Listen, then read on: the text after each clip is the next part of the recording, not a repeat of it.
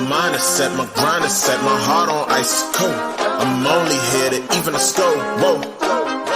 My mind is set, my grind is set, my heart on ice cold. We down right now, but did it before. Whoa.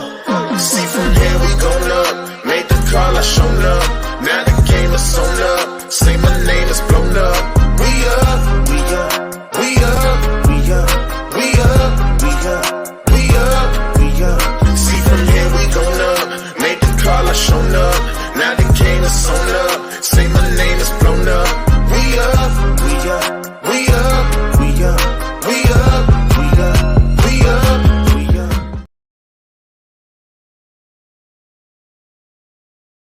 What's up, everybody? It's another great week and another great episode of the United Ones podcast, episode 39. 39. Can't believe we got this far and you put up with us. But as a reminder, we are the only podcast that features a former UCF National Champion, a former UCF radio host, an ESPN analyst and hoops player, infamous and infamous rapper, our resident influencer, and IG star shooting the breeze, talking UCF Sports.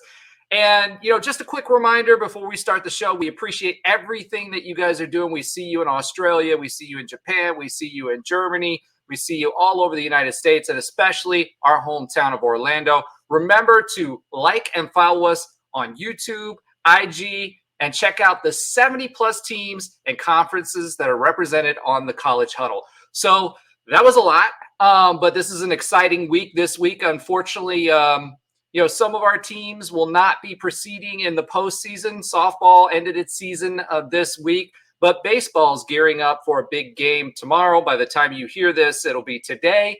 And for this week, we have some exciting guests. So let me start by bringing in the team. First to the stage, as always, Nobra. Hey now.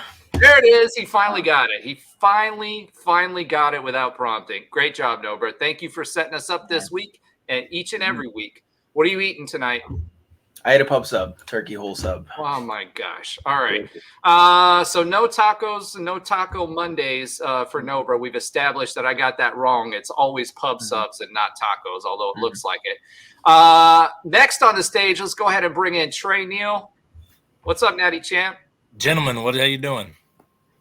Excited. We got a great week this week. Got a special guest that I'm excited to see.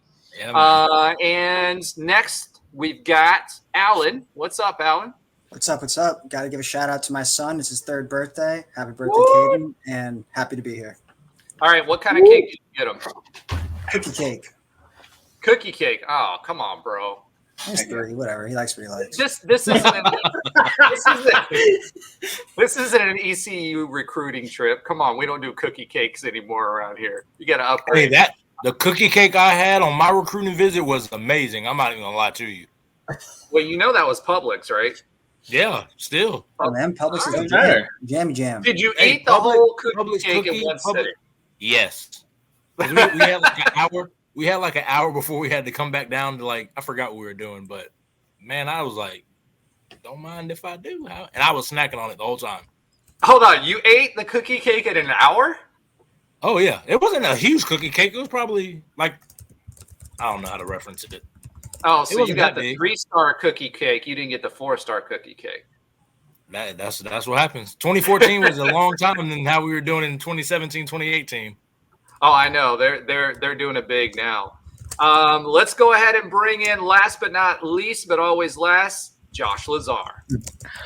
Why are all of my segments a cappella beats behind rhymes make it sound much better? The United One podcast will never let up with energy and flows that will make you get up. Tonight we're going to talk about the LBs. Softball needed a few more ribbies. The crew almost made it to the place of 3. These are other sports that Alan Levin will not see. Call us Mario Brothers because we got that plum. See more fits on the field than a funky drum.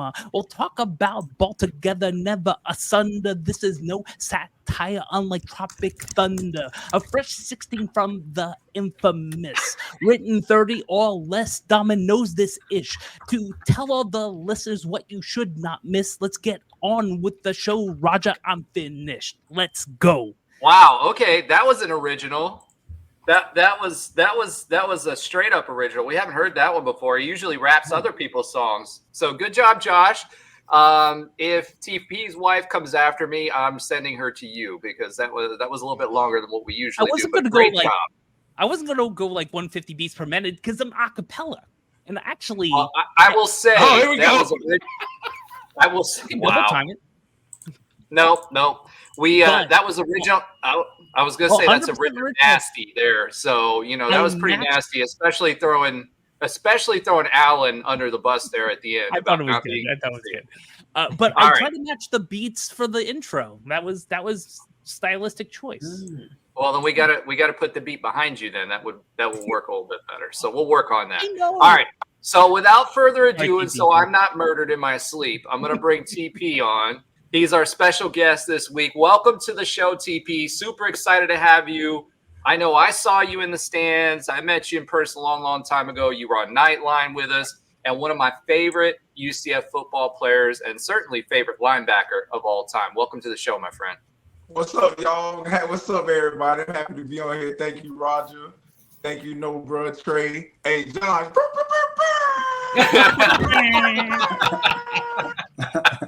I like it. And Alan, tell Aiden happy birthday, man. Happy birthday to your son, man. Thank you, man. Thank you. Appreciate it. Yeah, man. It's the Turkey and National Champion freestyling birthday kid. Charge on. What's up, fellas? Charge on. Yeah, no, bro, we've been wanting to get you on here for a hot minute. You and I talk a little bit outside of the podcast, and we talk football, we talk defense. Trey and I talk defense. I told you we were hyped because the defense has taken over this week, and there's nothing like hitting somebody, so I want to hit this one hard. You, my friend, for those people that don't remember, have a lot of accolades, so I want to run through those real quick. So a couple things. Two-time first-team All-AAC player, top 8 all-time in UCF history in tackles.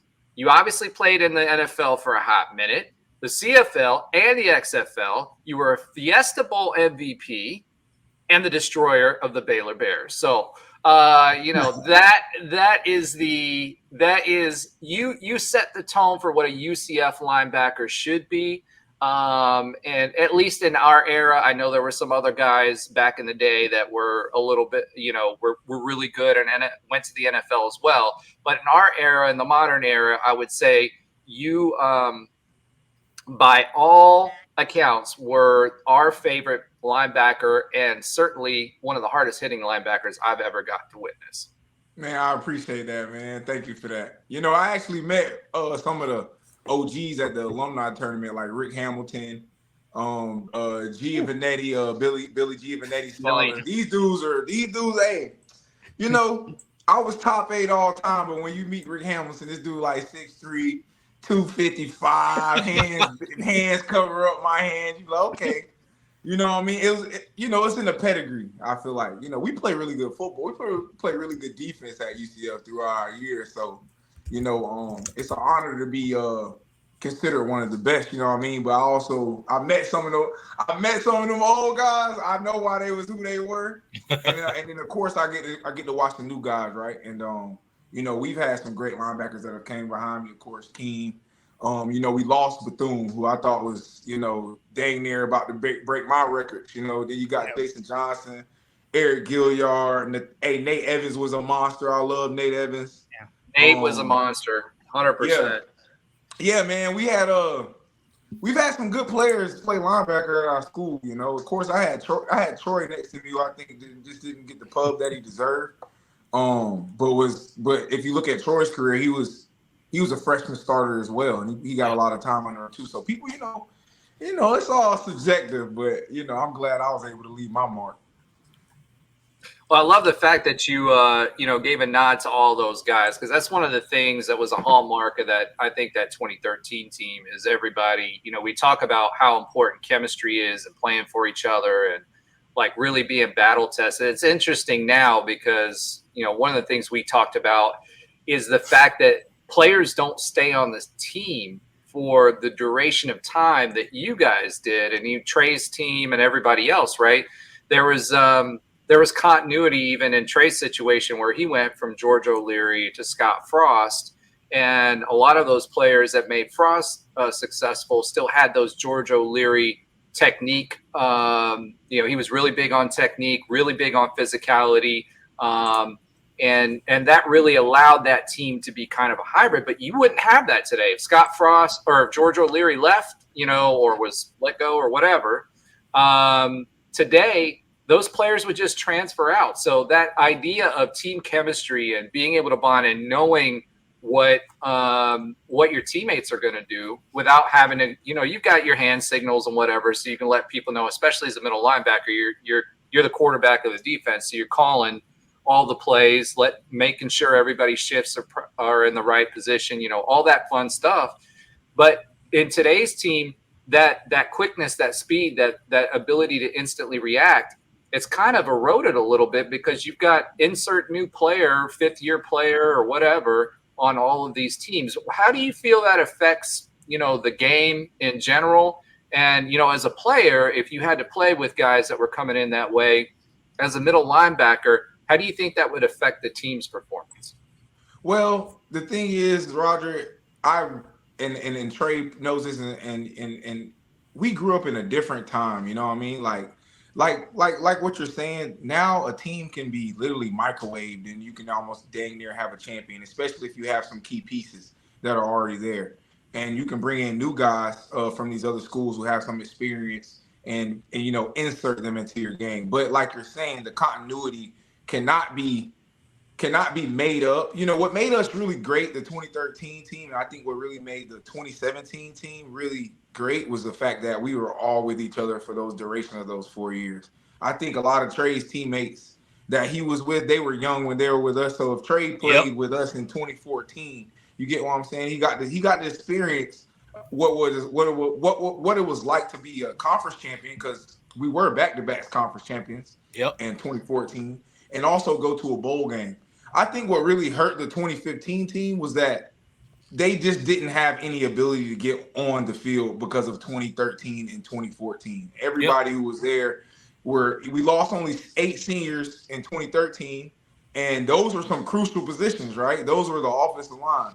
So you literally lost Justin Jordan McCray, then you lost Chris Martin. So all we had left was Joey and Torrey, which was really good, when you consider you lose 3 of your top linemen, but you still got 2 of them.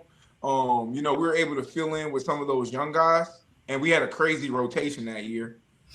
But then when Joey and Torian leave, you literally have a whole entire new offensive line. Yep. So, that's what was going on during that time, and I think that ended up being the reason why the 2015 team wasn't good. It wasn't that they weren't good, because if you look at the players, those are the same players that were part of the 2017 roster. Mm-hmm. So, but like you said, you don't have that time to grow with each other anymore. And, I think the biggest tell of what's going to happen with the transfer portal, we have to look at Clemson. Clemson hasn't really used the transfer portal. They're still doing it the old school way. So if they get a good recruiting class and maybe like 2 or 3 years and let those guys develop and they decide to stay there and they end up, making it to this expanded college football playoff, then that might be Dabo's pitch. Hey, we might not win it in our first 2, but by your 3rd year, we're playing for a national championship because you got the right development and you got the continuity. You don't have to worry about me going to grab this guy and that guy to just fill it in. We're going to rock with you guys. And I think, if some college football programs could take that mindset, hey, we might not win this year. We got an influx of guys right now that we're willing to work with and keep developing that way. Then they probably might be better than some of these put together teams that are put together in 1 year, in which you fill in here, there, and the third. And now, we don't have that continuity. How do I know to trust you as a Mike linebacker if we've only had a spring to practice with one another? Yep. Spring is good. Spring lets you see the talent level, but it doesn't let you know who's gonna fight in that foxhole with you in the 4th quarter. So you're still, and I want to point that out, right? You're still learning the playbook if you've only got 1 spring under your belt. Number one, you're learning the base defenses at that point, right? And then number 2, that whole point, and this is something Tre's brought up quite a bit on this show, is that 4th quarter extra right? Like that extra effort that gets you over the top, and when it's a close game, because y'all played in a lot of close games. I mean, there was a reason they called you the Cardiac Knights. Yeah, like for sure, I remember those games, and I was like, oh my gosh. I remember even the Cows game, and ECU. Sure. Gosh, that ECU game, bro. That game, I was so mad because we were ahead. I shut off the TV, and then I was like, I can't do this and not watch the end of the game. And I turned it back on. Like, I had little kids. We were talking about my son earlier, right? He was little. He was maybe like 2, something like that, right? I turned it back on, and it was like literally on that last play. And he caught the ball. Perriman catches the ball, and I just screamed like a little girl. It was so loud. I woke up my kid, and I didn't even care. My ex-wife was yelling at me. I didn't care. I was just elated. But that entire season was that way. It was that grittiness. And being able to gut it out and just winning no matter what. Now, 2017 had some of that in it, but I think y'all had it at another level. And, I'd really love for you to talk about that, about how much that affects that team chemistry in tough situations, because it felt like sometimes these more recent teams have folded, in those tough situations. Yeah, we were just, it was just a special time to be on Gemini Boulevard back then, because just being honest with you, because you got to think that 20 in all honesty, in all my years of playing college football, that 2012 team was easily the most talented I ever played on. And we get kind of forgotten because we didn't get the conference championship and we lost to Tulsa twice. Bro. Yeah. And the thing is, I'm still mad. Hold on. I'm still mad about that, because for the fans that don't remember, Burnett, players came off the sideline, man. There was a whistle, bro. There was a whistle. It was legit, you know what I mean? But that's the thing, Roger. Like, it's something about like timing, and it's just something about timing. And the timing was that 2012 team. If you look at that team, that's where all the NFL players, like all of us, were on that team. So if you just go to the 2012 offensive line and the offense, it's the same guys, but you include guys like Latavius Murray, who's still playing in the NFL right now, and then you got a guy like Quincy McDuffie, who played in the NFL, who's literally probably the best kick returner in history. This is over Joe Burnett and Mike Hughes, and but Mike Hughes has the most impactful kick return. Let's get that straight. It's the greatest kick return in UCF history. 100%. There's no question about that. But Quincy is the best kick returner in the history of the school. Joe's probably the best punt returner. You know what I mean? But not to get off into that tangent. But what I'm saying is, the 2012 team, we were so good, and then for us to lose conference. I remember Coach Leary just being out of his mind, just upset, not with us, just with the whole situation of, we did what we were supposed to do, held this high-powered offense down to their lowest totals beyond measures that year, and we weren't able to complete the mission. But what I'm saying is, at the end of the day, us losing that is the reason why we won in 2013. That's why those games were so close. You got to think, to lose a conference championship and then to lose to the same team twice, how much that fueled us during that offseason. And we knew we had an opportunity to play the big boys too. Because that's where I think things get a little misconstrued about that 2013 team now. We're in a Power 5 conference, technically. It might have felt like a G5, but we were in a Power 5 conference. It was just the Big East. So we had the loss of the year before, losing the conference championship, and plus it was an opportunity for all of us to showcase that we could play with the big boys. And I think that was what really welded us together, on top of the fact that Coach O'Leary knew his leadership style was, if everybody hates me, that means they love each other. Yep. If that can make sense to you. Yep. If they all complain about me, that means they're together. And they're not going to complain so much about me that they're going to, not want to do right by coach or not do well, because they know that they still want to play ball. So let me be the ugly face, so that way we can all find a common goal. We're going to prove you wrong. You know what I mean? We're going to prove, and that's how smart he was, and that's how a leader leads. Bill Belichick type. He comes from that type of tree of understanding the Bill Parcells. I don't know. He wasn't quite Darth Vader. George O'Leary. One of the things I'll say about George O'Leary, though, with the fans, like, he was the most gracious guy. If you got him in a one-on-one situation or something like that, most heartfelt, gracious. I think for him, UCF being built to where it was at that point, he remembered what it was like on his first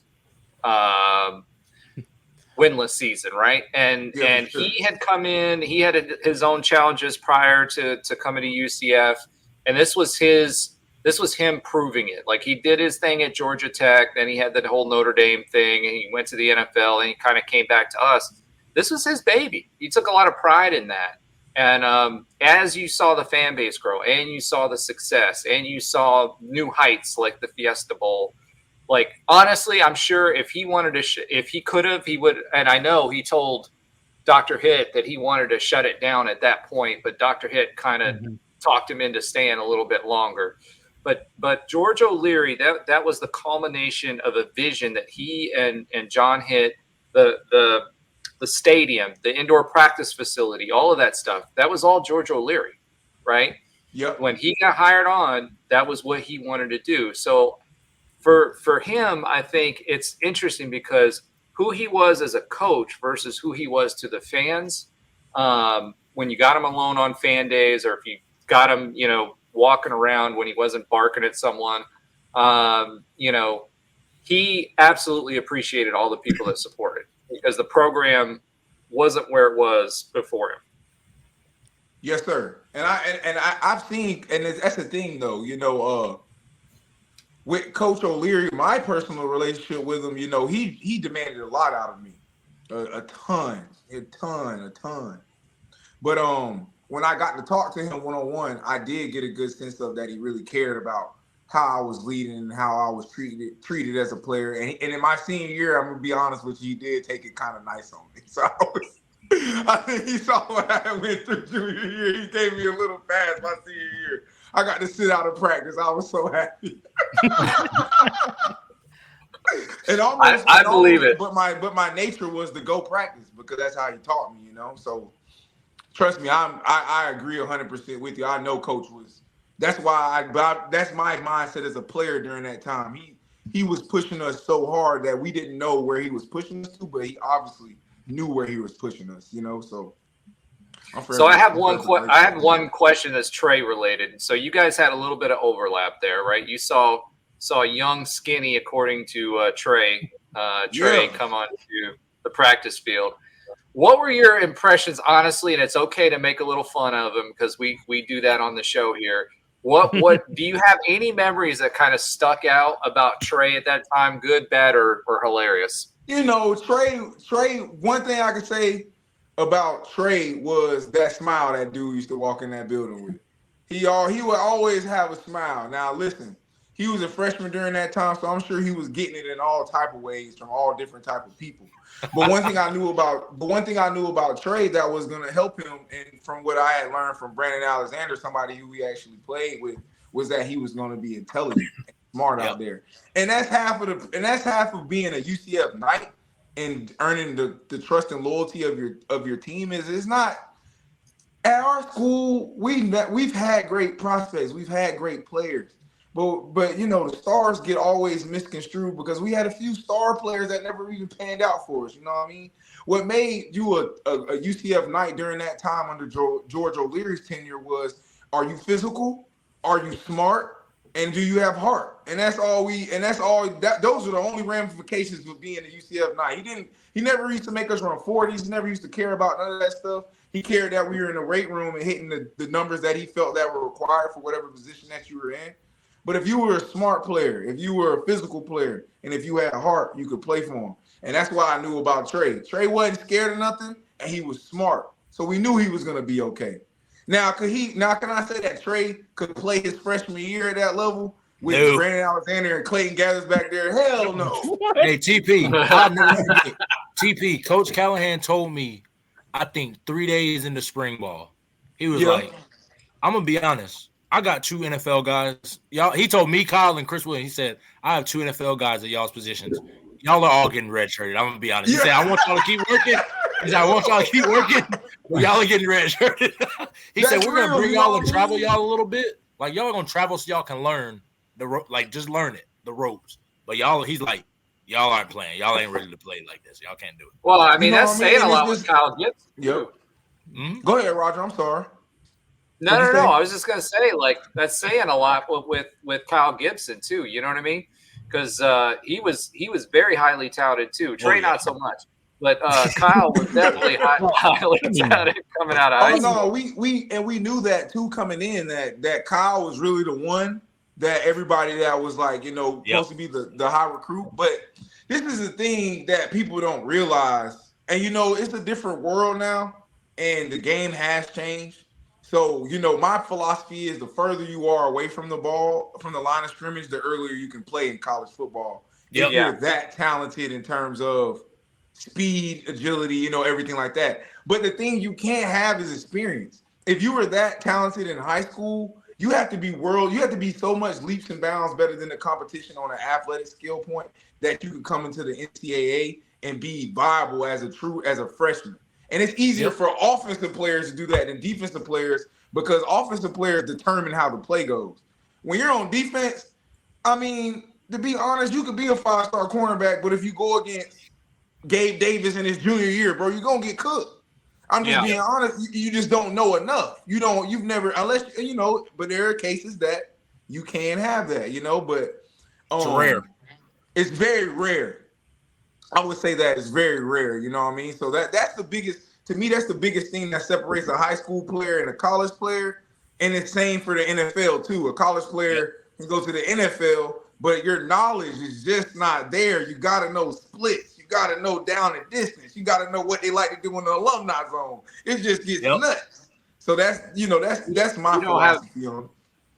Yeah, you don't have the mental reps, right? That's the big thing. The mental reps, like, if you're having to think about it, the play's already gone by you. And yes, sir. Like when you're talking about, corners, or defensive backs, the big thing with them is if they can't out-athlete whoever's on the league or get them, bump them at the line of scrimmage to get them off of their timing, you're not going to make a difference because if a receiver gets out in space, they're going to double move you. They're going to do something to get you off your back because it's all about positioning, footwork, and then, your hands when you talk about DBs. And the big thing is just to bump them off the line. If you can't bump them off the line and disrupt the route, it's not going to happen. So, that's a part of it. And then what defensive line you have behind you too. A lot of those guys, especially in the secondary, if you've got a good D line, they can allow you to make mistakes and then correct it and then catch up if you're fast enough with the receiver. And but that's very hard to do. I mean, that's what they say, 4 and 5 stars are supposed to be ready for surefire NFL guys. But at the end of the day, I think the big thing that George O'Leary did really well, which translated to the 2017 team, was he got the technique and the work ethic down. And then that allowed the 2017 team, the 2016, 2017 team to play more free within the system because a lot of those guys had the mental reps. They had the technique down. Your linemen knew where their hands went. Your linebackers knew what gaps to hit, how to scrape. That's the biggest thing watching UCF linebackers lately, the newer guys, not the ones that were holdovers, because we'd have one guy like that would be there playing the Mike position, but the other two were fairly new. What I'm seeing that I'm missing a lot the last couple of years was physicality, tackling, and scraping. We were not, from a linebacker position, we weren't scraping the way that we should, and then from a safety position, we were picking the wrong hole when we were trying to do that. And then last year, and this is where defensive coordinators come in. Last year, and this is no slight on our coordinator last year because it was his first year, but it was a very basic defense. Yes. And what I expect to see out of this year's defense is so much more complicated. The guys coming out of spring were saying, hey, we're doing shifts, we're doing delayed blitzes, we're doing disguising our blitzes, we're doing a lot of things that weren't happening last year, and that puts you at a disadvantage against the offense because it's constantly checks, right? And you're playing the averages. And if you know what your averages are or what they're going to potentially do out of what formation, that goes back to those mental reps. If you don't have those mental reps, you don't know, what the tendencies are, what they're going to do out of that formation, if they're checking out of it, if you see someone peeling out, if you're watching the linemen and seeing what they're doing with zone blocking schemes, if you don't understand that, you're not going to be able to pivot and adjust and make those right adjustments when you're playing defensively. So, and see, a lot of that, Roger. Go ahead. Like a lot of that, I learned from like guys like TP when they were getting like a lot of that stuff you learn is film, tendencies, alignments, what plays are coming, averages, all that's film. I didn't really, when I was in high school, when I watched film, I would just watch player tendencies, how they release, because that's all I really worried about when I was at safety. When I got to college, I saw how TP and them would break down and distance. You get these are the kind of routes you get down distance. I'm just speaking more for like DBs, but then I'd see them talk. These are the kind of runs you're getting, 2nd and 10. These are the kind of runs you're getting 2nd and 1. This is what the guard does. He's light on his hands. Things like that, I never really looked at. And that's how you gotta, because at defense we're playing catch up. We don't know what the offense is running. They know what they're running, and they can kind of know what we're running too. But we don't know what they're running. So how do we catch up and make it even? We have to watch film to get those tendencies. Yeah. Get anything we can pick up on it. And again, I learned a lot just sitting in the back of the room, not, picking my nose, even though I wasn't really paying attention, but I would still see how they watch film, and then it carries over to the next guys and the next guys and the next guys. Like that's what, to me, I feel like we are kind of lacking is, and again, I don't know exactly, but these guys, the way I've watched it ever since, like I've learned from like TP and then like Brim and then like these older guys. That's how I watch football now. So, like, I see tendencies when I'm watching the games. I'm like, how are these guys not seeing this? And they are looking at this all week. Like, and it blows my mind. I'm like, dude, our text thread, you know this. I'm calling it out mid-game. I'm like, now, again, I'm not on the field, and it's a lot harder to see it when you're, eye level with people versus when you're seeing it from your seat or from the sky, right? But you're watching it and you're like, okay, I can see this. How are we not seeing this? Or how are we not coaching our guys when they do see it so that the next time they go back to it? You know what I mean? Because they'll do it again. Yeah, and I think, Roger, that was part of what the defensive coordinator was probably going through last year, and that's why you saw such a vanilla package probably. Yeah. Was the fact that his players, he didn't feel comfortable enough that they knew going into the game to do, these tendencies or, we can blitz a formation. We've done that many times during my times of being a pro and a college player. If I see 3x1 gun strong in which the back is to the 3x1 side, we might just go ahead and send a comment off the edge because we know you might as well because you have nothing else. Yeah, you're gonna run. Exactly. You're gonna run the ball to this side, or we're gonna cover all that to the field. So like I think that could partly be the reason why. But that's a good thing now that he made. So what's the carryover in terms of how many athletes we're keeping at the linebacker position from last year's team going into this year's team? Very few. We got it. I think it's like Alan 74 new linebackers. 7 or 9 linebackers we brought in. Wow. It's 5. 5. Okay, 5 linebackers. There's technically 6 that could play, but they were listed as on the transfer graphic. They're listed as safety or DB, but they played LB at their previous school. So technically it'd be like 6, but we don't know where they're going to be placing them yet. But on their transfer graphic, they're like a hybrid basically. Okay, so we're running like a 4-2-5 defense. Yeah.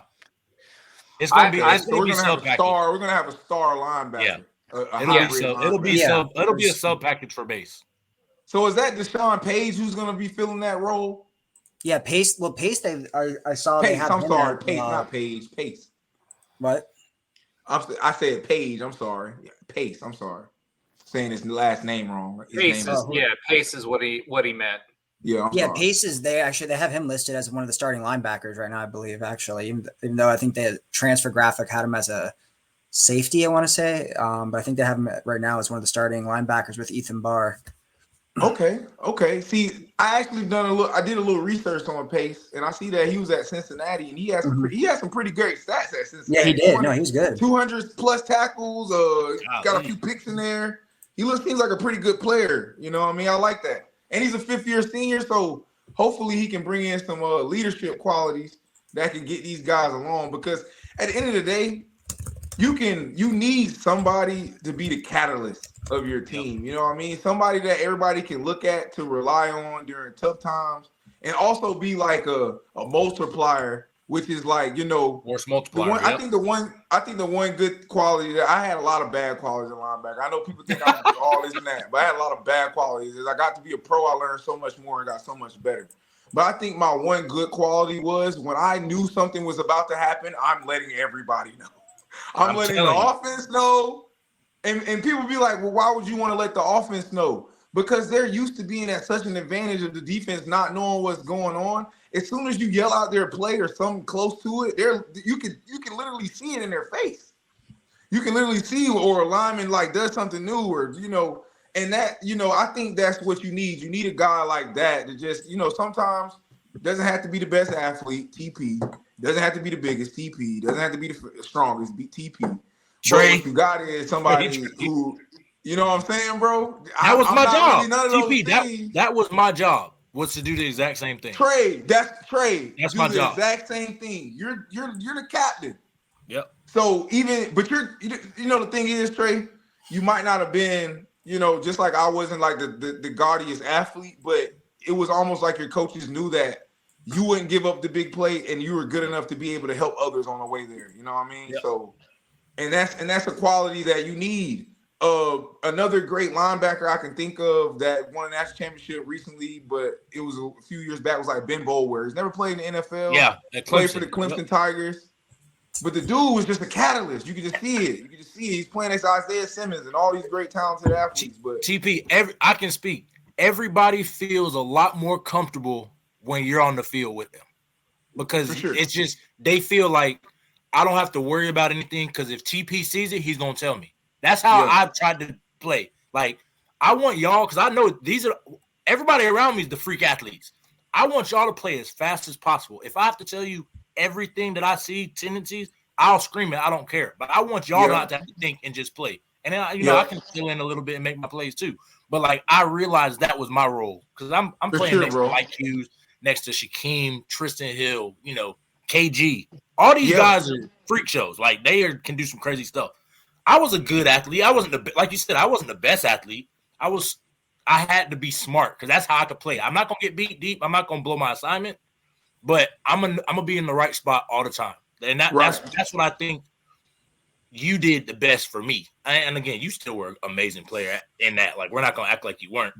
But like, when I saw that, I'm like, that's how you can make everybody else around you. Like, you were a force multiplier around you. BA, same thing. Force multipliers in the secondary, because you playing with Jacoby Glenn, you're playing with Clayco. Those guys were beasts, but BA just like, look, do this, and just let them play. And they were smart in their own right too, but just they were, bro. They were very smart, man. You know what I mean? And that's and like you saying, Tre, like having those guys, and then I also got to play with Kamal Ishmael, who's probably Kamal, Ziggy. I mean, we had Clayton, we had Brandon, and then Tre, and then we had Kyle, and then we got Richie. We were having this debate. We were having this debate actually like 2 shows ago, where we were talking about how much talent was on that team defensively and how many NFL players were on that team. And I don't think people really realize it. I mean, everybody knows where Blake went and, all that stuff, but they didn't realize, like, not even that next season, but the one after, when some of these guys were going in the draft, there was an obscene amount of talent on that team. Like George Leary did a great job of finding NFL talent and developing them to the point where they were, and that's another thing that people, I don't want to make this the George O'Leary show, but one of the things he did was he really had a lot of connections. He did. And he taught people like what you needed to show in the NFL, in the combine, in the meeting room, in all of those different places for you to be successful and be picked up. And not a lot of people give him the credit for that because he didn't talk about it. Now you talk to the players, they'll all tell you that. Everybody knew when you were put up on the whiteboard and coaches were shooting plays at you, what do you do here? What do you do here? What did you do during this? And what should you have done? Everybody was well prepared for that when those coaches were asking that, because coach knew what the NFL was looking for and prepared people specifically for the NFL, not necessarily the system he was playing. Yes, sir. Coach used to do, hey, Roger, let me tell you, man. So it'll be a Thursday. We'll get into the team meeting room. Tre knows what time it is. You better be there 15 minutes before the meeting actually starts. He's walking in at that time. There's no second guessing it or nothing. So you get in there, and guess what? He gets there, and then you're in front of all your peers. Everybody in the Dwayne Ditch is in that building right now. And he's going to call on select people to tell them what the game plan is. What are their top 3 runs? What are their top 3 passes? What are they going to do in the red zone? Who's their best player on offense? And we used to have to like stand up in front of it, but like I used to think like, golly, like coach is just OD right now. Like really, you know what I mean? I used to think that. But then as I got older, I started realizing, no, he was just trying to show that you guys are accountable for everything that goes on in this building right now. So if you don't even know the game plan going into this week, you know what I mean? And the thing is, if you didn't know it, and then that moment happened and he called you out, by the time that Saturday, that Friday came, you knew the game plan. You know what I mean? So like, it was crazy how, you don't think about that, right, Roger? But I was super prepared to be a pro in that aspect, in which like you're put on, you have to be able to showcase your knowledge to the team first, as well as the, your game. Because if you don't know what the game plan is, how can we trust you on the field? That's true. How can we do it? That's the truth, bro. And we know, okay, and the good thing about it, we're not finding out on Saturday when the lights are shining bright. That's the best part. We find out Thursday, okay, we can sharpen it up. And it was never like, I mean, we'd be laughing if you say the wrong thing, but it was good that we know you didn't know. So now you can fix it. We can work to fix it by Saturday when it happens. And besides, figuring out, oh, you didn't know this on Saturday and you just gave up a 60-yard bomb or a 60-yard run because you misfit something that we've gone over all week. So I appreciated it. Again, I laughed because I didn't really have to do it that much. When I was you weren't about to get called out. but I appreciated why he did it, because again, you carry that over to now you get on the board with the Miami Dolphins. You get on the board with the Minnesota Vikings. That's the exact same thing they're asking you to do. It's the exact same thing. That's a fact. Tell me what you do when you fit this run. Oh, we do this. What's the D lineman do when you do this right here? What's these top 3 runs that you saw against this game? Like, that's literally what they're going to do, the same thing. They're grilling you on the same stuff. So, yeah. All about prep. All right. So you mentioned our current linebackers, and you said you did a little bit of research. I think one of the things that was important for us was size. We upped our size quite a bit, and we added some experience, right? So just going bottom to top, right? Ethan Barr, 5th-year senior, 6'3", 245. That's a big linebacker, right? Big boy. Josiah Pierre, 6'2", 240, 5th year. Now, all of these guys, we were used to like 210, 215, right? Yep. Deshaun Pace, who you mentioned, 6'2", 220, 5th year. Leary Alexander, 6'2", 215, sophomore. Now, we're expecting a lot out of him too, so it'll be interesting. DJ McCormick, 6'1", 205, freshman.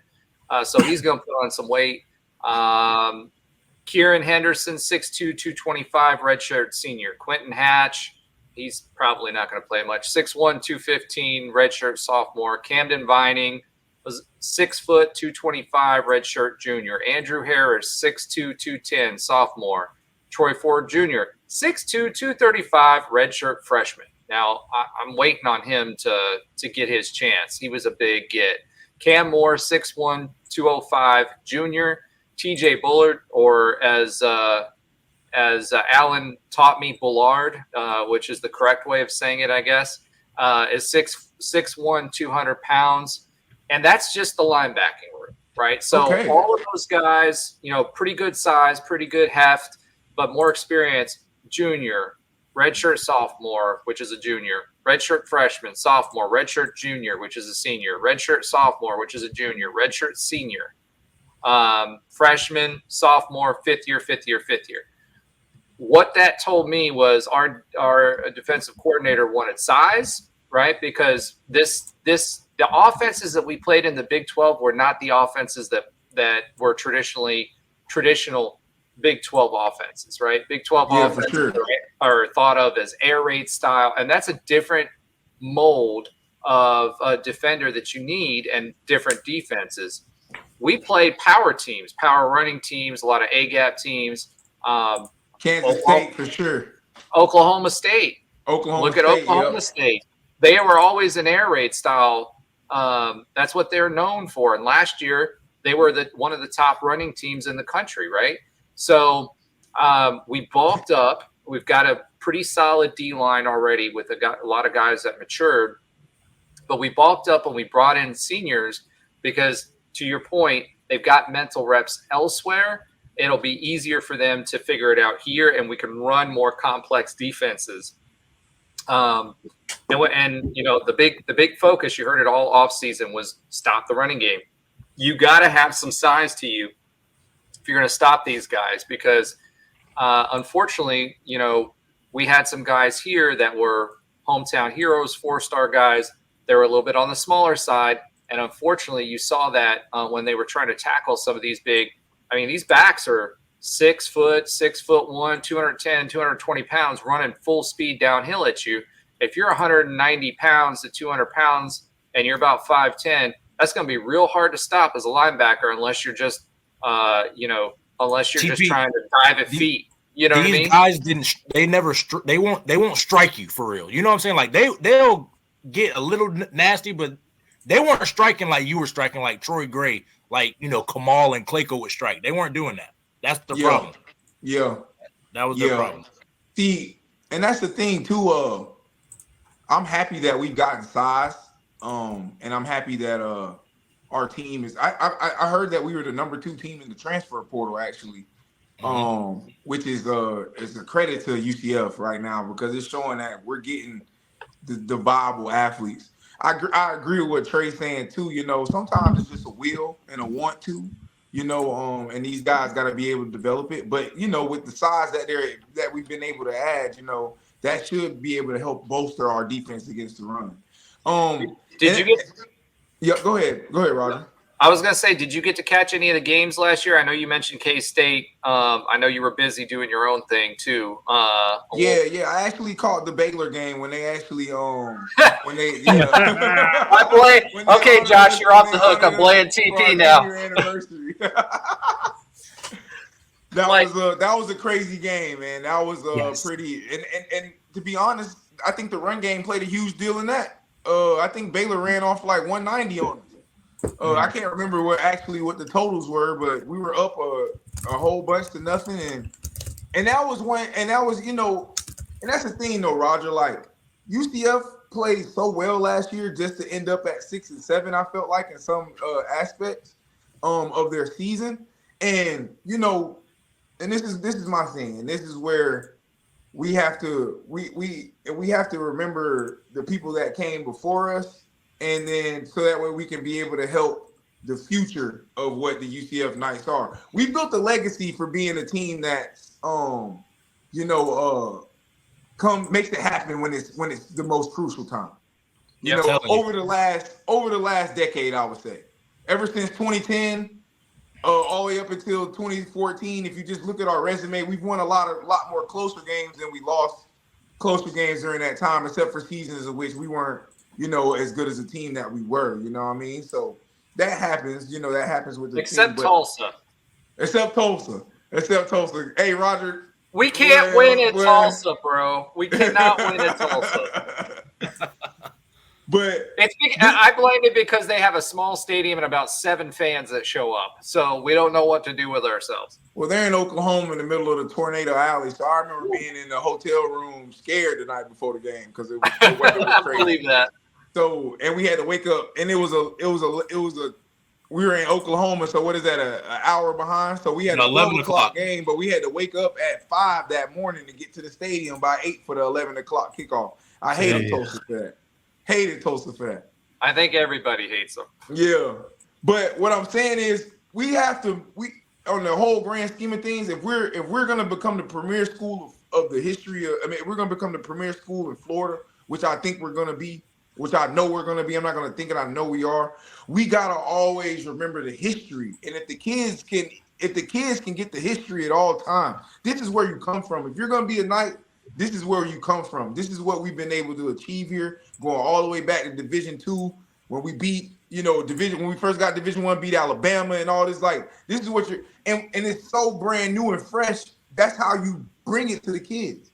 You can continue this legacy of this is what the Knights have been able. We're the school that's taken off. We're the space school, and it's the reason why we're the space schools, because now we're in the space age.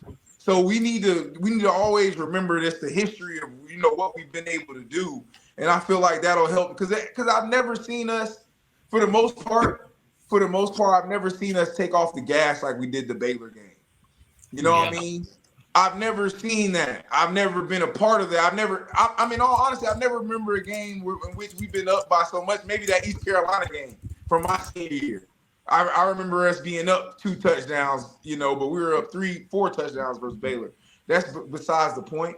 But I just always want that factor of just, hey guys, you're a UCF Knight. This is what you come from. So this is what you play for. But it's a new transfer age. So maybe I'm just the old head now. You know what I mean? Maybe I'm just the old head. We're all old heads now, bro. But that's all right. But here's the good thing about that, right?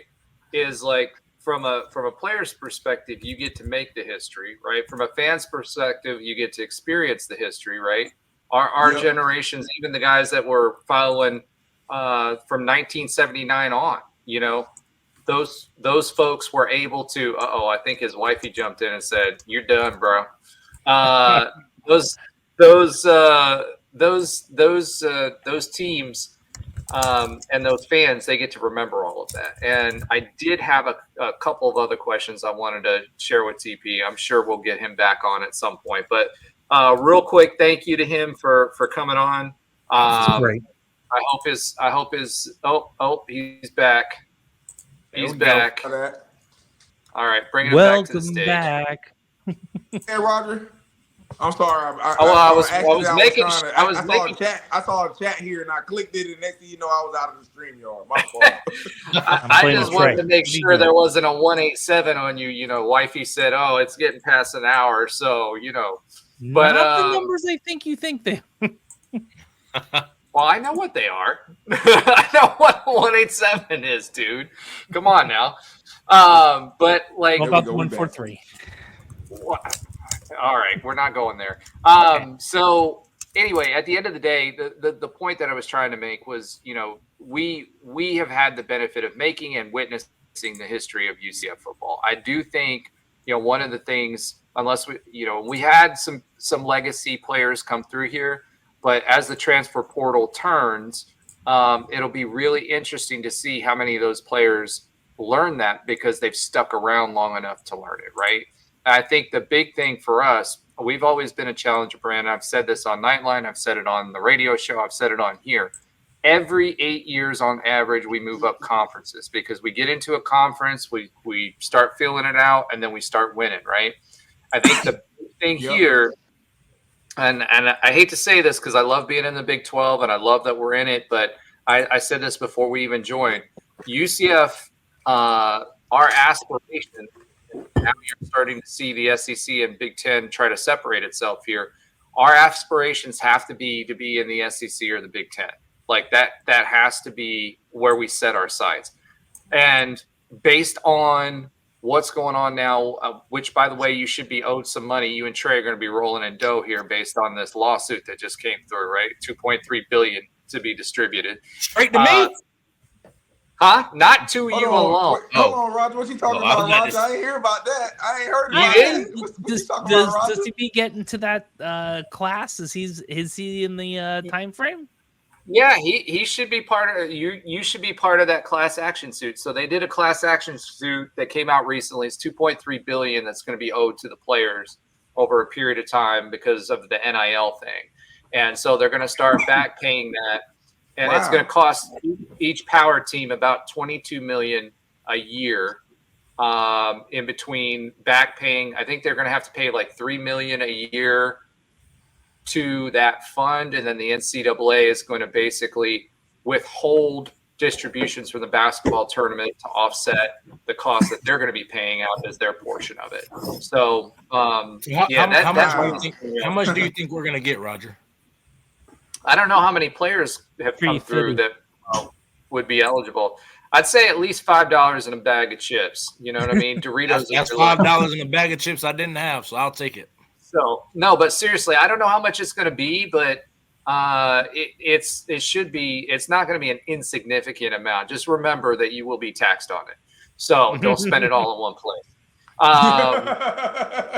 So That's right. You know, but at the end of the day, and this is I know we're getting close to an hour with you, TP, and thank you for being with us this long. You know, we haven't even talked about a lot of the history and some of the games that you've played in, and I think we'll have to have you back to kind of talk about that because there were some bangers. I remember them, and some hot games. I remember sitting in the walk, as we like to call it when it gets hot, and almost passing out of the But you know, we've talked a little bit about UCF football's future. We've kind of talked a little bit about their present. What do you want to see out of UCF football out of this season? What are your expectations? Well, I remember talking to Alan, and I had some hefty expectations I think a year ago, and I thought that we could win conference our first year being in the Big 12, considering that it was the 10-year anniversary of us actually going into the American Athletic Conference and being able to win in that. And maybe my goals and expectations were a little bit lofty with that understanding. To me, I guess I can say my expectations for UCF are to be better than last year. You know, it seems like every time we go 6 and 7, it's something that next year we do something pretty damn good. Telling you. So I'm not gonna put that out there or anything like that. But I want the team for us to have, if we're living in today's society and we're living under today's circumstances, and considering that today's circumstances are NIL and transfer portal and all the different things, we have the number 2 transfer portal in all the country. We have the number 2 transfer portal in all the country in terms of our ranking. We have players like R.J. Harvey, who were all conference players last year. We got players on defense that were on the defensive line, you know, that are all conference players that are going to go back. We should have a much improved quarterback in KJ Jefferson that we're hoping, with him being able to play in the SEC and now coming to the Big 12, which we probably consider the SEC a tougher conference than the Big 12, you know. So and we got a lot of wide receivers. I'll tell you that. And we got some good DBs coming in, you know, coming from some big schools. I hope that we can win the Big 12. You know, why not dream big? Why not say we can't be a part of this Hispanic college football playoff? We got everything we need. We got the resources. You know, we got the recruiting class. You know, we got the infusion of veteran leadership and new talent to come to the school. I mean, why not shoot for that? And that's the thing about us being at UCF now. We have this. It's for some reason, and you know, being a fan and everything and seeing all the success, we have this expectation that we're gonna do well every year, and that's not the case. But I'm saying that last year we did okay. It's time to do well. So I think we're gonna do well this year. You know what I mean? And I'm gonna put us on that stratosphere of, you know, what I think we'll be able to do in college football next year. You know, for one thing, I can tell you, we're probably going to have one of the biggest games in UCF history when Colorado comes through there, and Prime brings his whole team there. So, like, we're also doing stuff because of the new opponents that we're facing. We're about to be on a whole nother level of college football again. So, especially if we can beat those guys with the talent that they have over there, with Prime being from Florida too, it's going to be a pretty special day. I don't know. I know my family wants to go to that game, and I know a ton of people who want to go out there and see that. So, you going to the Gators game? To the Gators game, that Gators game is huge. It's at Florida. So I don't think I'm gonna go there. I don't really want to go to the swamp. It's not like I'm scared of nothing to go to the swamp, but I want to go to a home game where the love's at. I ain't trying to especially if we get to running it up on Florida in there like we did at the Gasparilla Bowl. Them folks gonna be wanting to pour beer on me from the top seat. So At minimum. At minimum, you know what I mean? We gonna be out there, and that's the thing. Like, to be honest with you, Roger, like that Florida game, we're ready to go. Like, to be honest with you, because I don't think Florida was that great last year, and I don't know what they're doing this year. It's time to run Billy Napier out of Florida. Come on. Oh, we should beat them. If we don't beat them, there's gonna be problems. I'm gonna be honest with you. And that's just what some of the dudes we're talking about. We should beat them. Yeah, like in all honesty, we as fans, we have the best Twitter mafia out there. So people are talking, you know what I mean? We do a lot of talking. But the thing is, like that, we prove that we can back it up. So let's go back it up. Let's go back it up, man. Let's go back it up for the nation. Because people don't realize, like, Roger, Trey, you're on here. But Trey, Roger knows you got a personal relationship with you as a player. Imagine how Roger must have felt when you did really great. You know what I'm saying? In 2017. Yep. Roger, you and me and Alan, we talk, and that's because of the admiration you have for me as a football player. Like, that's what these guys got to realize as well. Yes, the money's there. Yes, the money's there. You're gonna be at UCF with some of the best weather and most beautiful girls, and get a great degree and everything like that. Because that's a part of it. My wife went there.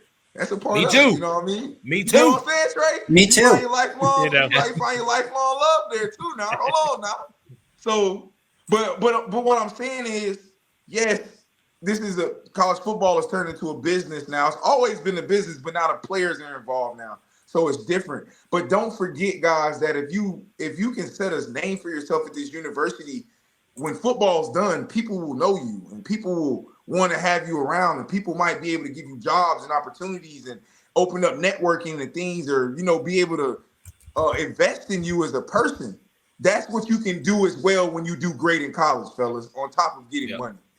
Yep. So, that's something that these kids got to realize, man. On top of you playing for yourself and your family and the money that you're receiving for your NIL or whatever it is, or the opportunity to go to the NFL, you're also playing for the right to be legendary at your campus, for your right to be admired by your fans, and those people being able to, when you're done playing, reach out to you and know what kind of guy you were by what you displayed on the football field.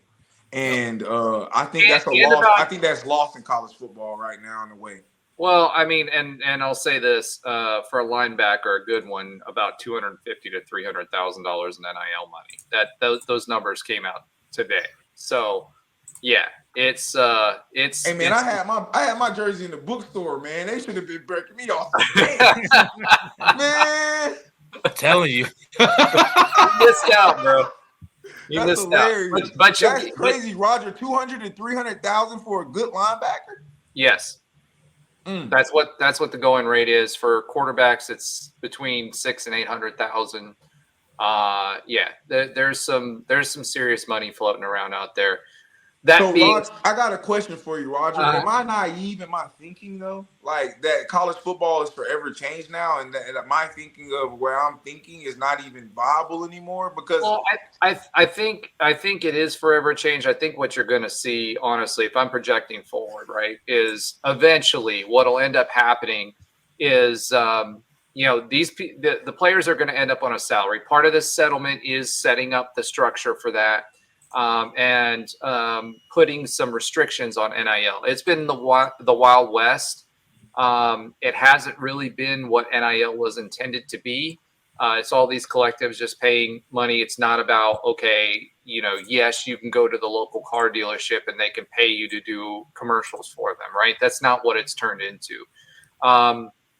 So I hope for the sport, honestly, that we end up getting to a collective bargaining, because ultimately that's what it needs to be. They're introducing salary caps, quote unquote, as part of this settlement, which means you can't spend more than 22% of your ticket and TV revenue, on players. And there's places like Miami that are spending a whole lot more on players than that. So when I say $600 to $800 for a quarterback, Miami's out there. I can't remember the name of the Florida quarterback that went out there and what's that?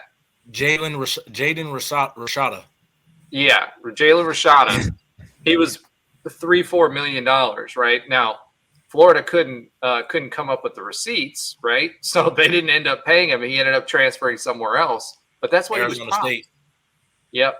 So that's now he actually transferred to Georgia, which is probably the best for him. He got paid, and now he's going to a team that'll compete. But at the end of the day, yes, college football has been changed. It's not going back. But what they do need to do is put some guardrails around it, right? So all of this stuff is happening now. I think over the next 3 or 4 years, you're going to start seeing that. And that's part of the reason you're seeing the money flow to the Power Five even more than what it did before. And part of the reason you're losing now it's the Power Four, and you're losing some of these teams that don't bring that value to the conference. So now, what happens to the Vandy's of the world, the Purdue's of the world, all of those folks? What you're seeing now is the ACC is getting ready to strip some of those teams out. And the Big 12 has survived it. They were the first ones that were supposed to go, but they've survived it. The Pac got stripped. Now the ACC is getting stripped. And, for UCF, this is why I say, we've got a contract cycle, so 5 to 8 years, somewhere around there, to make sure that we're above whatever that dividing line is for the brands that need to be that are going to be at the top level of college football. So we have that opportunity to prove that now, and to prove that we are worth the investment. Now, ESPN has consistently invested in us over the years, every time they've moved us up. I do think, they see what we see, which is UCF should have 400,000 to 500,000 living alumni within 10 years.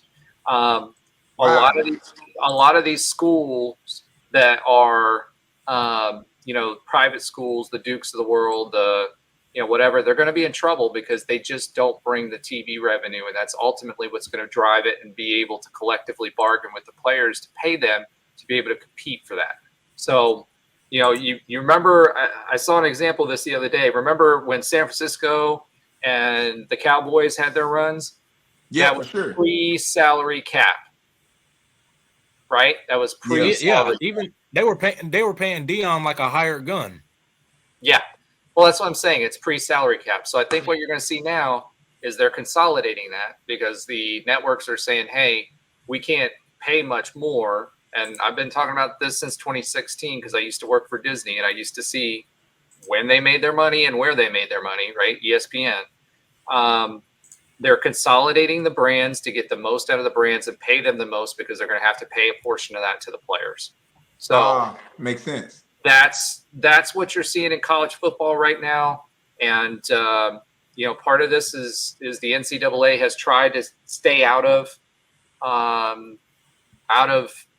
calling student athletes paid players. And even part of this agreement on the negotiation is the plaintiffs will come back and say, hey, we support legislation that it's officially an exception for these players. So at the end of the day, we just went through a lot of stuff to basically say they're going to get paid. The NCAA is trying to maintain their tax status. I think there's going to be more consolidation down the road. I think the ACC is going to fall apart here pretty soon in the next few years, maybe 2. Depends on what FSU and UNC and all those teams can do, if they can get out of the ACC or not. And I think ultimately the good news is we moved into the Big 12 at the right time. Now, what are we going to do with it? And that's going to be the big question: is what are we going to do with it to justify maintaining our status in the highest levels of college football? Yes, sir. All right. Well, All right. I hope that, just to say, I want us to get there, you know what I mean? Because we've worked so hard these last 30 years to get where we've gotten. And, I pray that, this year's team and the coaching staff, they all recognizing that we just want to, that we're a winning program, and it's because of the work that we put in and honestly who we are at the core, which is just a hardworking blue collar type school who makes it happen. You know what I mean? So we've always done more with less. That's a fact. That's a fact, my brother. So, but that's thanks to all the hard work you guys put in and the coaching staffs, all that stuff, like on all of those eras, right? And that's why I think we're all proud of the program and what we do and why we put blood, sweat, and tears into it. And I think that's why we don't have a bunch of 70-year-old guys sitting in the stands not screaming at the top of their lungs. You want those 35-year-olds scream, 35, 38-year-olds screaming at the top of their lungs. And we're all a part of what UCF football has become and what it will become. It's an investment by the players. It's an investment by the people that are donating. It's an investment by the coaching staffs. It's an investment by the administration to make it a focus. And I think it'll stay that way. All right, man. I don't want your wife to kill me, and this gives me plenty of room to bring you back again, because I will. You and I talk outside of the podcast anyway, but I'm going to bring you back in sometime this offseason, because we got to talk about some of your games. I want the players' view on that BYU game, what that Fiesta Bowl felt like. Tre talks to us about the Peach Bowl, some actual, some true locker room stuff that was going on there in that time. What was it really like? What were the toughest moments? I know you were always out there giving speeches. We saw it all the time, but what was that like? What were the personalities like? All that fun stuff. And then obviously what your career has become, because you didn't stop playing football when you left UCF, and you've got a lot of football legacy after that. Although the XFL, yeah, I understand. Hey, Tre, I got a question. When you caught that pick, what you did with that mouthpiece, my boy? Hey, it flew out. I remember watching the. I watched the clip. I watched the rerun, and it just flew out. But man, I talk about that all. Like, I don't remember anything from when I caught it, and then I dogpiled. I don't remember anything until after I got out. Like, I don't remember anything from it. That's hilarious, bro. I remember watching that, bro. Guess what, Tre? So that's how you know. Hey, big bro, always on it. When you caught that pick, guess what I was doing? I was getting ready for the Grey Cup, and I won that the next day. So it's special. I remember it all, kid. I'm telling you. So we got a few. I can't wait to get back on here to talk about them good times. All right. Yeah, man. All right, man. Thank you so much. Give your wife, ask her forgiveness. Man, you all good, Roger. I was just hoping. Hey, listen, I was married. I know how this goes. 11:30. I gotta be on point. So that's all. We're gonna get back on here and talk again. I love doing this. All right, man. Well, we'll definitely have you back on. Like I said, one of my favorite players. You know that. I was there for a lot of your games, and it was always someone who I would look to come through and bring the defense up when they were down. So we appreciate everything you've done, and we'll talk to you a little bit later this offseason. By the way, real quick. Yep. I know you do a lot of training with people. Do you want to plug that? Oh, for sure. Yeah, man. So I work for B3 Better Sports Performance. We're a sports performance gym out here in Jacksonville. We specialize in making your kids bigger, faster, stronger through science. So that's something that we do. It's in the Jacksonville area on Distribution Parkway and Phillips Highway. So, if you get any Jacksonville fans on and got a kid who wants to come train, bring them to us. I also do my own personal training in terms of linebacker skills training. It's called EHF. It stands for eyes, hands, feet. Because those are the three things that you need to be a great linebacker, in my opinion. You need to have good eyes. Your eyes tell you where your hands go. Your feet, follow your eyes. So those are some of the things that I'm doing right now. I also just started a pressure washing company. So if anybody wants to get their driveway, their their sidewalks, I also do pool decks, fences, roofs. I'm in the Jacksonville area too, so the name of my company is True Power Pressure. So I'm just doing a lot of things, man. Yeah, it's a multipreneur like the rest of us on here. So that's right. That's right. I'm trying to get it 3 ways. Hey, now. I thought you notice I didn't say the E for everyone this entire show, because this is the one show we're gonna go ahead and put not rated for kids on this one, because it sounds like Blake has a house that's eventually going to be built that could use some pressure washing. So All right, yeah, hit me up, man. I'll make that drive down to you, buddy. That's real. I appreciate that. All right, so yeah, check TP out. You can check him out. He's got his Instagram handle's always got stuff going on from his training, and check out his website to make sure you're booking. Or do you have a website for the pressure washing? TP, we lose you? I think he's frozen. All right, check him out. All right, we're gonna go ahead and let him go. His wife probably grabbed him. Big long hook came in and grabbed him. So we appreciate you, bro, and we'll talk to you soon. Okay, that was great. I always enjoy talking to TP. Just a great human being. Loves football. And we love football. So whenever we get to talk about football, it's a whole lot of fun. Alan, speaking of football, I'm going to go ahead and hand the reins off to you. You've been awful quiet. I'm going to go ahead and let you – Trey B. Exactly. Pause. But I'm going to go ahead and let you take us away with some of the football updates you have here. Yeah, that was a great segment from TP. Great guy. Happy that we had him on TK1 here.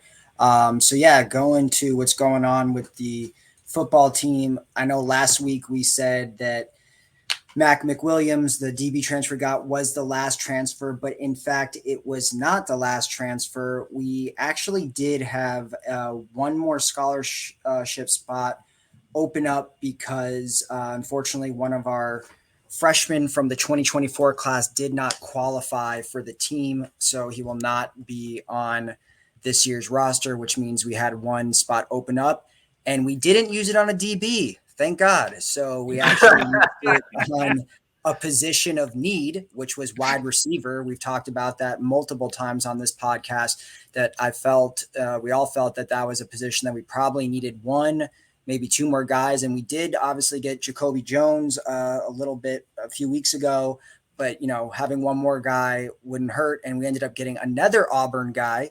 Wide receiver Javarius Johnson becomes the 25th overall transfer of the class and the second wide receiver of this spring cycle here. He's a guy that played 4 years at Auburn, has a ton of experience, obviously played for Coach Malzahn while he was the head coach there. And, his 4 years of experience, he was actually Auburn's leading receiver in 2022.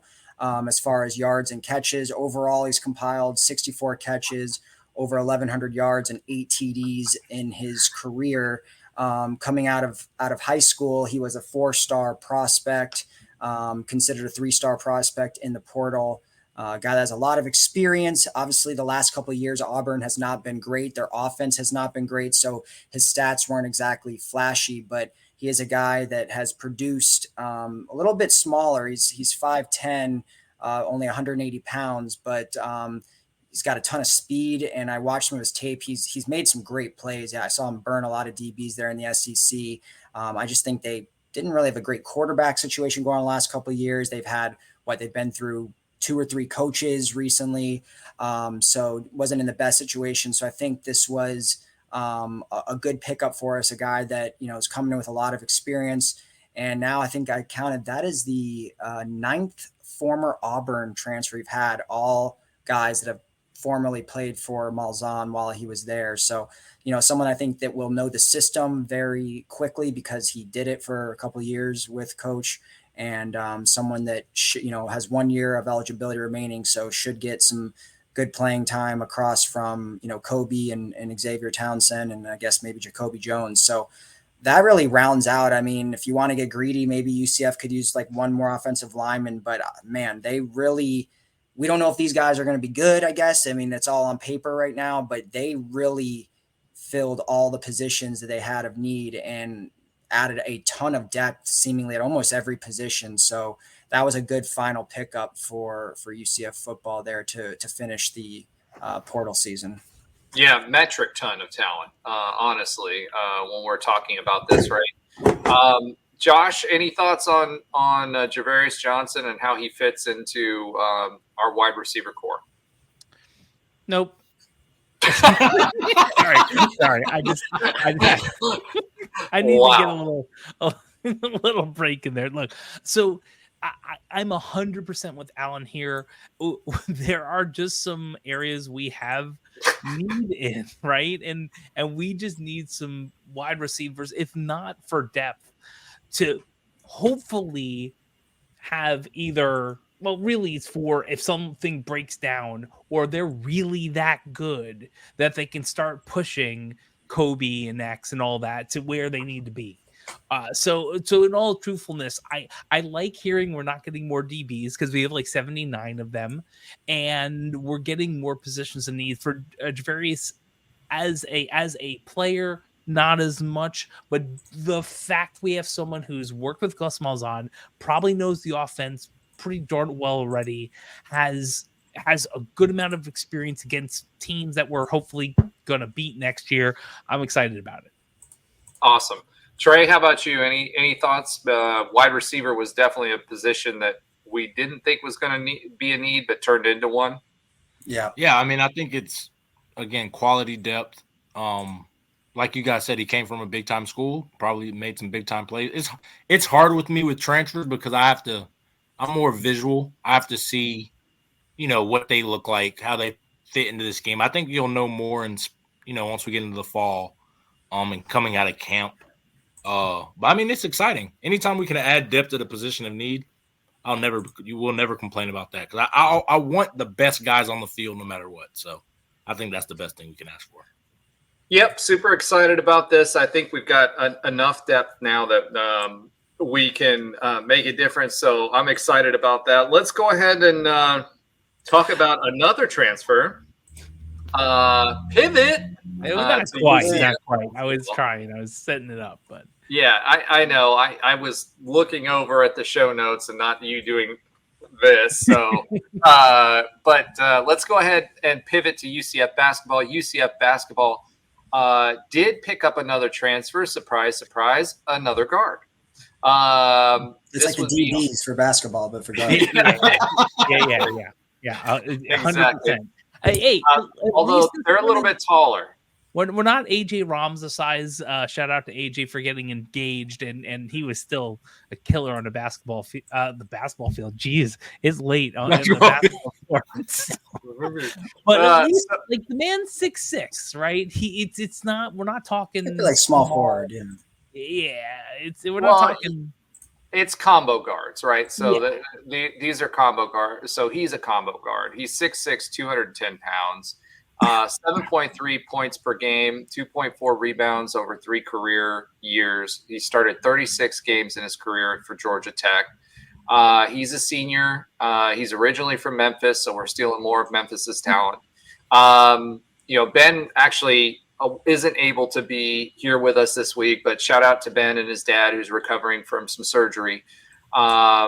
But and I can't fill in. He had some comments he wanted to talk about, so I'm going to let him talk about it next week. But the one thing that was in our text talk thread when we saw this was, are we building Houston Part 2?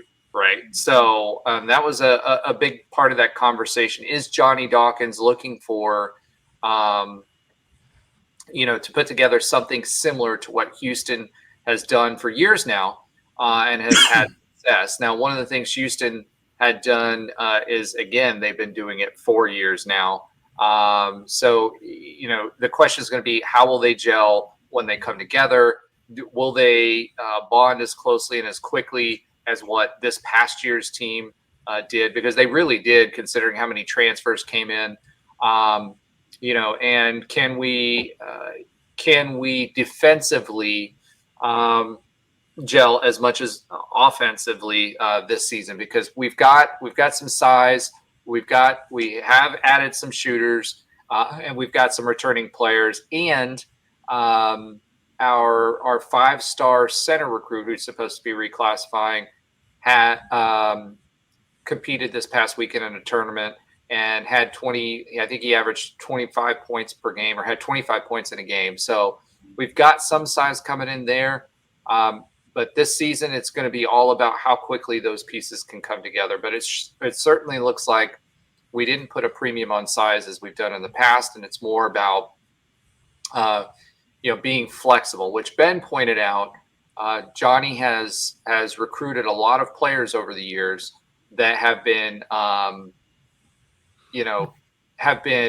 multi-role type of players who can play multiple roles on the court. So excited to see that. We'll wish Ben well, and hopefully we'll allow him to give a full debrief next week when he's back with us.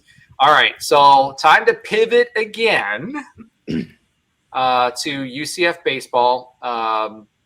We did win the series against Baylor, and 2-1.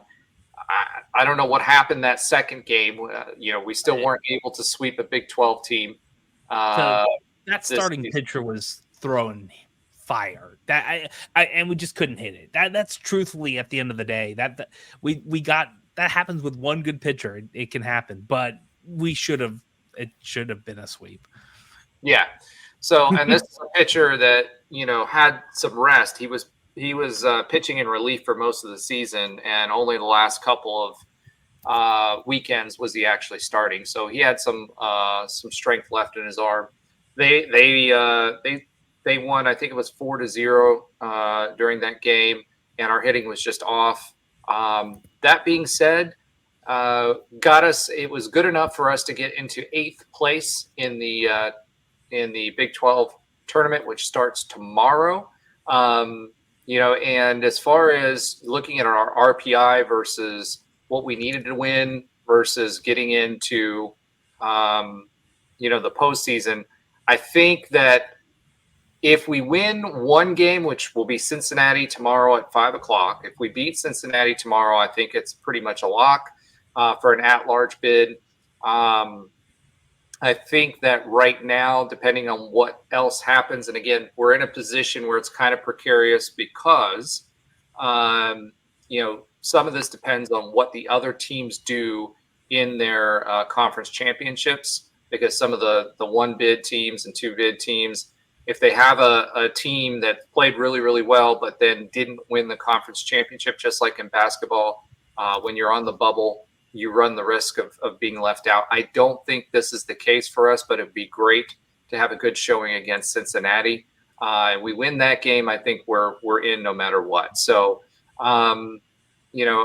we rested Stagliano, our starting pitcher. So I think Coach Wally will probably start Stags, and our bullpen will be rested.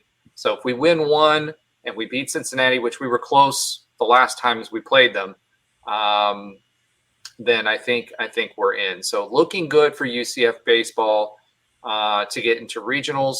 UCF softball, on the other hand, as we mentioned earlier, beat Auburn the first time around.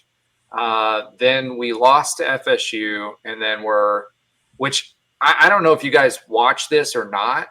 I know I did.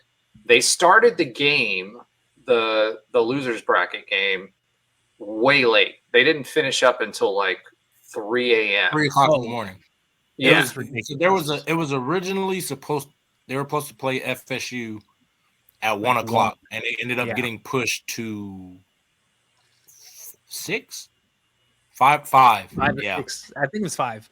Yeah, and the thing with that, when you go from the winners bracket and then you lose, it's all elimination games. And FSU, they just went home relaxed.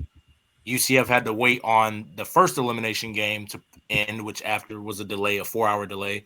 Then they had to play an elimination game that night, which ended up going into 12 innings, which was like 3:00 in the morning on Sunday. They ended up finishing.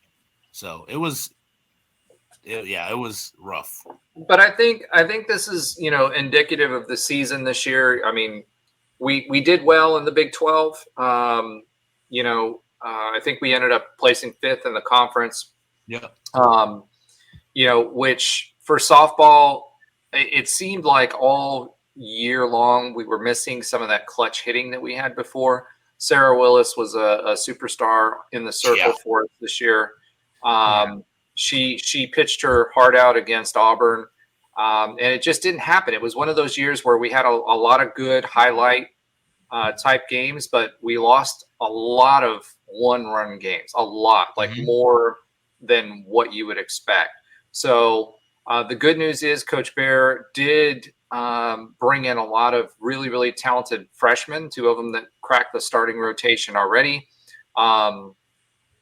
And, we expect that the future is bright, and it shows that we're recruiting at a much higher level. So I expect, next year we're going to be losing the likes of Jada Cody and some of the other stalwarts of this team. But I expect the UCF to continue to build. It's been one of our most successful programs in a very short period of time, and made it. I think this is their 4th regional in a row that they made it to. I think so. This is probably the best core group. Like the way we look at, in my opinion, we look at that Mackenzie Milton, Adrian Killen, that class of guys. That was one of the best groups to come through. And then you look at TP and them, that group was one of the best years to come through. That was for softball. That was probably the best group. I mean, that's the group where most of those girls were key contributors, some of the best players on that team of the regional we hosted and won, the first time we did it. A lot of them were playing as sophomores, and that was, so I think that's probably one of the best. So it's going to be a lot to replace. They're probably, a lot of them are going to go down. I think a lot of records they broke, a lot of good players were on that team. So again, I tip my hat to them. They the best thing about it is they took the program to the higher heights, and I think that's what a lot of athletes, at least when I was playing, that's what we tried to do. Leave it better than how you found it. That's the way you want to go out, and they definitely did that. So again, props to them. And again, it'll be interesting to see how we replace it. Coach Bear's a great coach. I know some of the girls she's recruiting to come in are studs, especially there's one pitcher coming down that's from down in Miami. That's coming, and she's a stud. So we'll see. We'll see what they can do. All right. Now it's time to pivot again. And we're here for Alan's Oxymoronic Stat of the Week. Alan Levin, what do you have for us this week? Don't have one this week. Wow.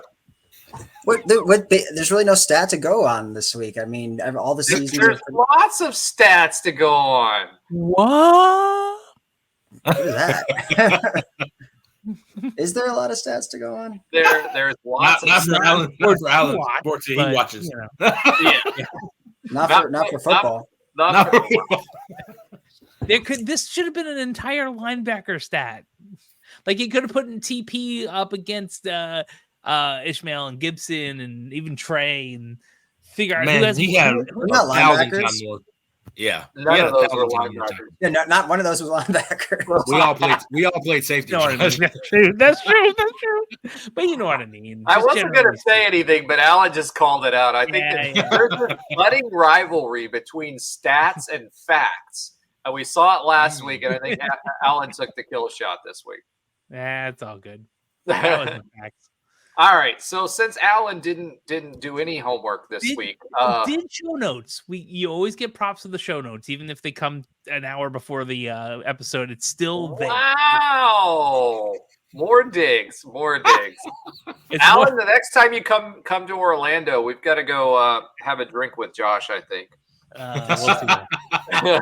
We can make it happen. Yeah. All right.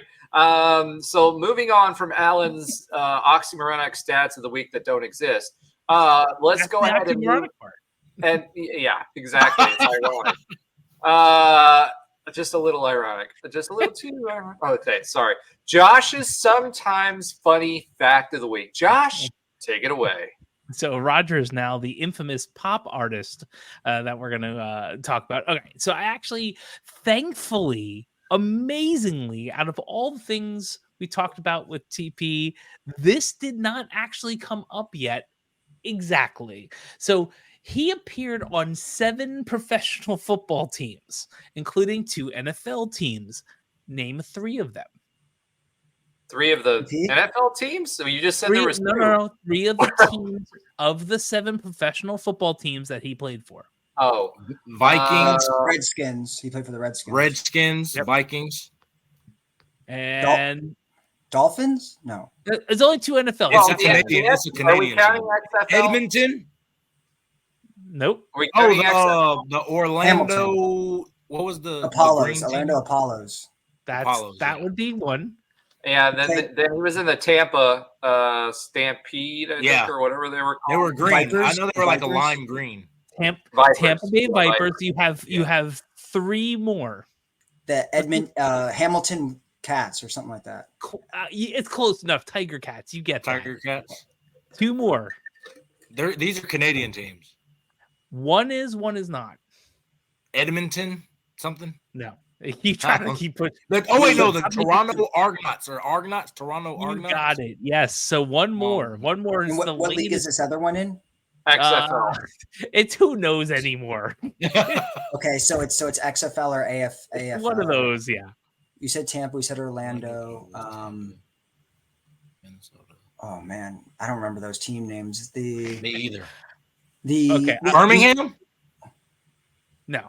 Was it And another that's why, Orlando? and Wasn't that's it why like the another, leagues don't exist right there. Hold on, That's Alan. why. I think wait, it was you're another getting- Orlando team, wasn't it? Yes. Yes. It was. We said the Apollos. It was Yeah. the Predators. No. the Or the Rage, not the Rage. I don't know, the muscular guys. I don't know what that. I know. Well, that was the Apollos. They had like little. Oh, I forgot what was that Orlando team named, because there was a bunch of UCF guys on that team. I remember at one point. I can get it to you if you want to take. I'm not going to remember it. Yeah. And there are people who are going to be listening to this in their car at home, going, "The Guardians, the Guardians." Oh, Yeah. I knew that too. Yeah. I freaking knew that. Golly. You got 6 out of 7. I'm impressed for that. So you You guys only did a great asked for job. 3. We doubled it up, so I'll take it. Yeah, that's great. You did great. And see, Alan actually watches football, so he knew a lot of it. And everyone loves TP. Like, you had to follow. Like, he's like everyone's favorite linebacker. Oh. So I feel like Yeah. I followed him. I remember Yeah, that first year on the Redskins. I can call it the Redskins because they were the Redskins back then. true. That's Um, factual. And who the second NFL was it? You said the Vikings. The Vikings. Yeah. Vikings, I don't remember yeah. the Vikings. I do remember the Redskins. I remember he got I think he was number 40 on the Vikings. Yeah, He had I like 3 remember that. tackles, I think. He had about 13 or so in preseason, but only 1 official tackle in the NFL on special teams. I was All right, surprised right. he didn't make the roster with the Redskins. Me I was too, very- man. Me too. I agree, and that's not even black and gold colored glasses. I mean, So when I was at the Fiesta Bowl in January 1st, 2014, but I was there, and man, like there was another league, if you will, of beatdown that shouldn't have really happened, quote unquote, right? The team believes, but I'm no one putting else. 70 confidence points on Baylor. They're going to win. Exactly. So, and like TP was all over the place over and over. And when you two are talking head and heart, those are the things that don't, like, pure athleticism always does translate when you go up a league, but at some point you need something more than that, unless you're Rob Gronkowski maybe, but or Randy Moss. Randy Moss, and even those guys are very upstairs. I mean, Gronk acts dumb for his character, but he's a very intelligent football player. Well, I mean, even when he was on that roast and he said, like, I saw what was going on, I just went for the end zone and it's a touchdown to Gronk, right? Like, you can't just not understand what's going on and improvise that. I just don't feel like anyone can improvise that level of football that consistently over that long. Guys are too good. Yeah. So anyway, great job, guys, and I love watching TP for several years. He's amazing as a college player, and still I agree. A little shocked he didn't have more. he didn't have more time in the NFL like that other linebacker Kamal Ishmael. So that other linebacker Kamal Ishmael. Are you come serious? on, I had to. I know you're joking. Yeah. Gosh. I think he ended up playing some linebacker at the end of his career. Ishmael ended up playing what, like 8 years in the NFL, I think. He had a long career. He started playing some at the end of his career. He was on the Falcons forever. Yeah, I remember when he was on the Falcons. I can't think 36, of I think. who was the other guy that besides Stanback that played defense. I think he was a DB that played a bunch of years in Canada. I can't remember. Brandon Alexander. Yeah, Brandon. He won the Grey Cup, I believe. Yeah, but you mentioned somebody like a wide receiver from New York. I don't know. The 2015 team. He's like originally from New York, or you're saying he played? Yeah, he was originally from. Well, he played high school in New York, and then George O'Leary brought him down, and he did all the circus catches. I can never remember. All I can remember from New York was Latavius and then Stanback. Was there what? I mean, Rob Calabrese was from New York too, I believe. Yeah, Calabrese was, but there was a wide receiver. Josh will look it up while he made a circus catches. What Wharton made the circus? Oh, Wharton? No, he wasn't from New York. Wharton was from Florida. I don't remember anybody from 2015 that was from New York that played receiver. All right. Well, you talked about him before too, Trey, because we talked about him on the show. I remember. Like he would take people, like he had such deep coaching roots in Long Island that like people would contact him and just say, "Hey, this is not a normal guy from New York." Yeah, and nobody's going to recruit him but you. Like, come get him. Yeah, and it wasn't like a Troy Green situation. It was like legit. There's been a couple like real legit ones, and that's now I got to figure that out because I used to know all the Long Island people, but it's been a hot minute. We're all New York is more than Long Island, right? No, there's no such thing. It's a city and island. No one knows what's upstate. Sorry, Syracuse. So listen, that 2015 team. Think about this. Jordan Franks was on that team. Tristan Payton was on that team. Tristan Darren Wilson was a wide receiver. Smith. That's who I was trying to. He's from New York. He's from Delray. I thought you meant Traquan because. Oh, you're right. Okay, I thought he was from New York for some reason. No, he's from Delray. He's from Delray.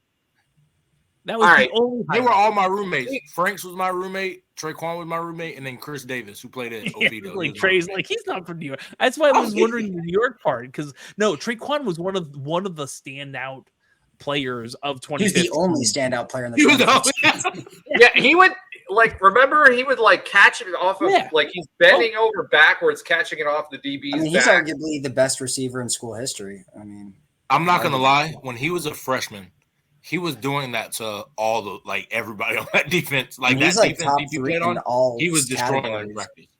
All time. Yeah, I think he's in my opinion, he's the best one to come. In my opinion, I mean, I'm biased. A lot of people say if he would have had a quarterback that could throw to him, then that was. He had McKenzie. He had McKenzie at the end. But, I mean, he had KZ that Peach Bowl year where he was really good.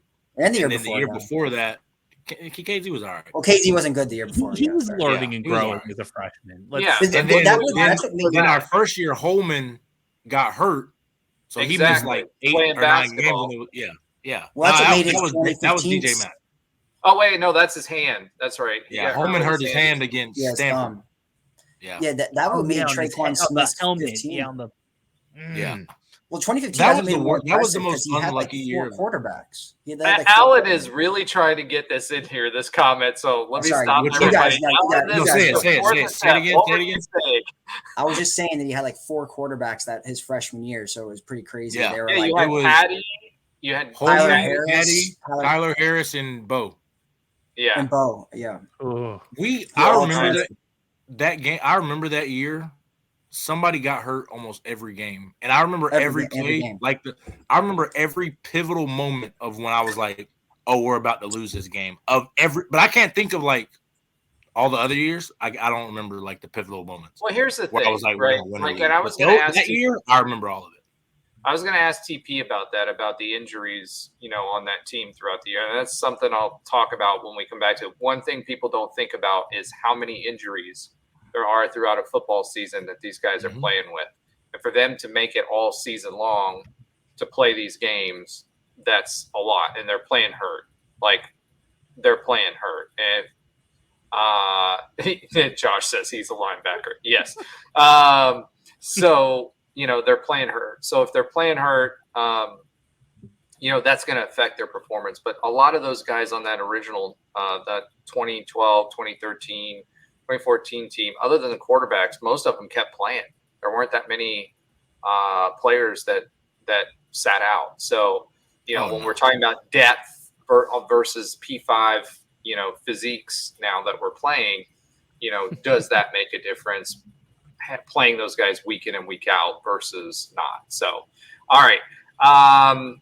Josh needs to be doing the scrolling banners right now because he's talking about what War Chant approved in the. Were you talking about the physique of our players in the modern era? No, I was saying the physique of the other players in the P5 compared to who they were playing in the AAC. You want to talk about their musculature? Is that No, I'll leave that to you, Josh.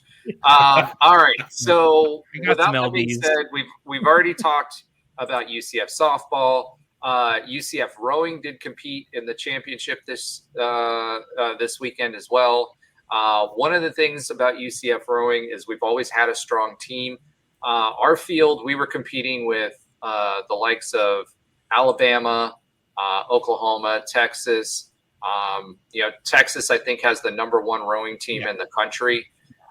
So we, random facts. This is my fun fact of the week. But we placed third in a lot of events, and above Alabama. So that says a lot about the rowing team and their ability to move up within conferences. So that was super exciting. And I think that pretty much covers UCF sports that Alan didn't watch this week. Yeah, I mean track is pretty much done. Softball is done. Baseball's coming up. Probably by the time you listen to this, they'll hopefully have won a game. But we're getting towards the middle of the summer. I mean, classes barely started a week ago. Days. So. The dog days, yeah, and fall camp. But summer is exciting because that means we're right before fall camp. Exactly. That's like the point where it's like, all right, it's getting kind of close. Yeah, exactly. Close. All right. Well, with that, just remind everyone to please like, subscribe, follow. Thank you to all those folks. I see the numbers going up. I see more people engaging with the content. So I appreciate that. Make sure you check out the College Huddle. Make sure you support Nye, who's got our Instagram account started up and going to be posting some content there. So follow us at the Knighted Ones on Instagram. And, just have a great week. We have a lot of fun doing this, and it's always fun to talk to former players like that. And especially TP is just a great person, and make sure you support him and what he's doing now. With that, go Knights and charge on. All right, let's go. So we're not going to talk about Mary at all? That's just not going to be a thing.